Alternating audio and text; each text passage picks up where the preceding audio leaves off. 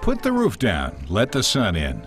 What could beat zipping around the sunny south as a warm breeze blows through your hair? Forget your troubles, let your thoughts wander. In a Porsche 911 Targa, for example.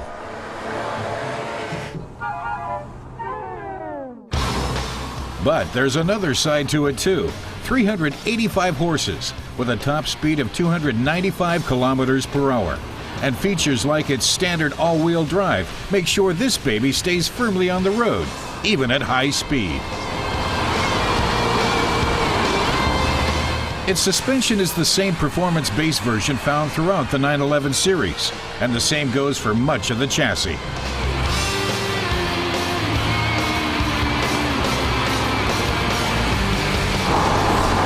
The reason most customers give for choosing a Targa is the roof, which the manufacturer says gives you the feel of a convertible without messing up your hair.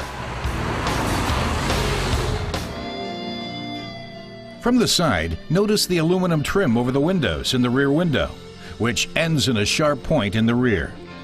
These design elements give the Targa its racy lines that instantly set it apart from other 911s. Bi-xenon swiveling headlamps are standard.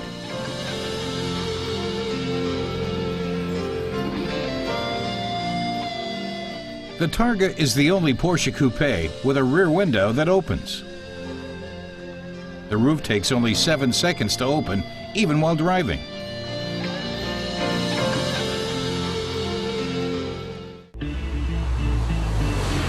All these elegant details don't come cheap. At a German list price of 108,855 euros, the 911 Targa 4S is over 8,000 euros more than the coupe variant, with identical powertrain. The 3.8-liter six-cylinder boxer engine in the back needs fewer than 5 seconds to break the 100-kilometer-an-hour barrier. In just over 10 seconds, the car hits 160. Direct gasoline injection keeps fuel consumption down without sacrificing performance. Still, the engine emits about 250 grams of CO2 per kilometer. Inside, everything is as you'd expect from a car in this price class. Exquisite materials, exquisitely made.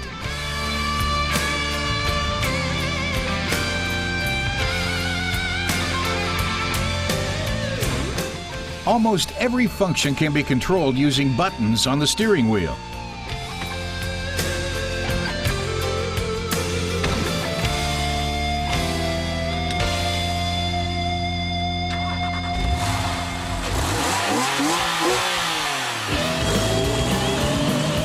For the first time, the 911 Targa 4 offers optional seat ventilation.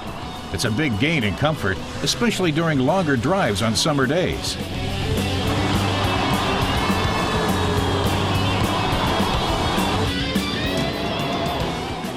And for those who feel the open roof just isn't big enough, there's just one alternative, the Porsche 911 convertible, for another 3,000 euros more than the Targa.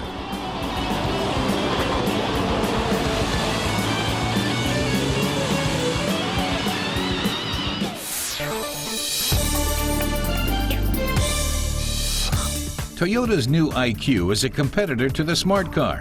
The most economical version of the IQ boasts CO2 emissions of less than 100 grams per kilometer. The car is aimed at younger urban drivers who spend a lot of time hunting for a parking spot.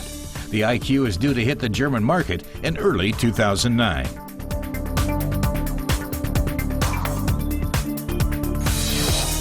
BMW's X1 concept car is the first so-called sports activity vehicle, or SAV, in the compact class.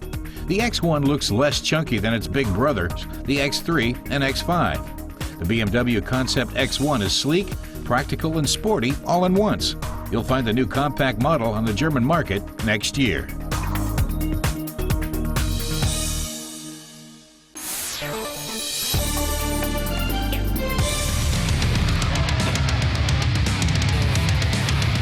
One of the world's toughest motorcycle rallies takes place every year in the Carpathian Mountains. During the 4-day event through the wilderness, competitors from 25 countries push themselves and their machines to the limits, and sometimes beyond. They ride stock enduro machines. Required equipment includes signal flares, a GPS system, and a certified helmet. Each day's stage starts and ends in the city of Sibiu. The first day's event is the prologue. Riders have to negotiate a demanding obstacle course set up on one of the city's main streets. It's intended to give them a taste of what to expect on the following 4 days in the wild. But even the prologue can be brutal.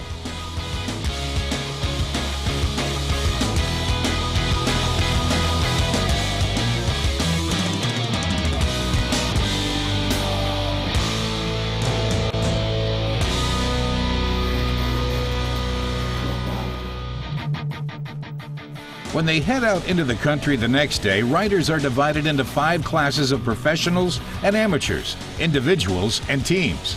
All of them quickly learn that the toughest is still to come. The courses through the hills and mountains of Transylvania demand strength, stamina, and technical skill.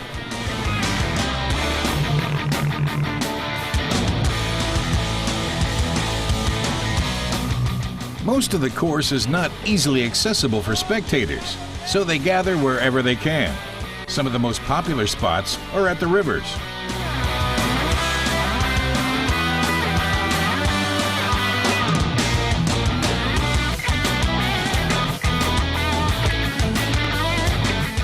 The hardest day's riding I've ever done, I would say. It was pretty tough. Riders have to cover distances of between 100 and 200 kilometers each day. They do not have time to take many breaks. Among the 230 competitors battling their way through mud and cold and adversity, 4 tough-as-nails women who expect no favors. Really hard today. So I'm very glad to finish. Very tired. She dropped the bike maybe 150 times, honestly. And she doesn't want help. No, I'm gonna do it. I'm gonna do it. Amazing. Navigation presents another problem. Time pressure and fatigue make it easy to get lost.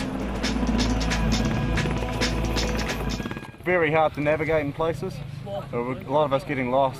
So yeah, it's strange. Some guys have got in front of us on the track that shouldn't be there, so I'm not sure if we've gone wrong or if they've gone wrong, but I'm sure we'll find out soon enough. On the 5th day, a thick fog covers the landscape in the morning, making it even more difficult to find the course and the hard-to-spot trail markers. Riders who keep their head and stay on track can give themselves a decisive advantage. By the end of the day, the remaining competitors head into Sibiu one last time. Only about half of the entrants make it through the final day and successfully finish the rally. Overjoyed at overcoming 4 days of obstacles and challenges, they celebrate and congratulate each other, among them Tamsin Jones. But for the pros, one challenge remains: a 6-story building converted into an indoor-outdoor rally course. Stairs and tight turns and dangerous heights.